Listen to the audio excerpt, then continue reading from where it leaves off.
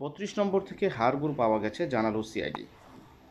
ধানমন্ডির 32 নম্বরে গুলি দেওয়া শেখ মুজিবুর রহমানের বাড়ি থেকে কিছু হাড়গোড় পাওয়ার কথা জানিয়েছে পুলিশের অপরাধ তদন্ত বিভাগ সিআইডি। সোমবার 30 ফেব্রুয়ারি সকাল 8টার দিকে ধানমন্ডি থানা পুলিশের উপস্থিতিতে সিআইডির ক্রাইম সিন ইউনিট এসে আলামত সংগ্রহের কাজ শুরু করে।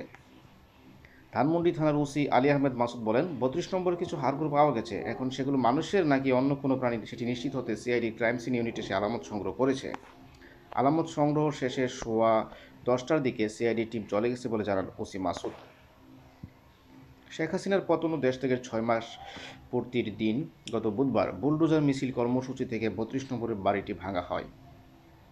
বৃহস্পতিবার দিনভর সেখানে লুটপাটের পর বিকালে গরু জবাই করে বিরিয়ানি রান্না সেরে রাতে হয় জিয়াফতের আয়োজন। ওই দিন থেকে ভবন দুটির ভাঙা স্তূপ থেকে হাতুড়ি দিয়ে পিটিয়ে রড বের করে নিয়ে যেতে দেখা যায়। কেউ কেউ ভবনের দাঁড়িয়ে থাকা অংশেই রডের খোঁজে হাতুড়ি চালিয়েছেন, আবার কেউ ফাঁকা অংশের মাটি খুঁড়ে বের করে নিয়েছেন বৈদ্যুতিক তার।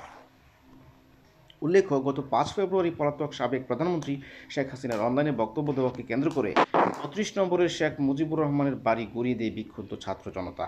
বাড়ির পাশেই নির্মাণাধীন ভবনে উপস্থিত হয় বিক্ষুব্ধরা। সেই ভবনের কয়েক তলার বেজমেন্ট দেখতে পায় তারা। তার মধ্যে 2 তলা পর্যন্ত নামতে পারলেও পরবর্তী ফ্লোরে পানি দেখা যায়। অনুমান করা হয় নিচে আরও কয়েকটি তলা রয়েছে। তারপর কয়েকদিন ধরে ওই বাড়ির বেজমেন্টের জায়গা নিয়ে চলছিল নানা আলোচনা।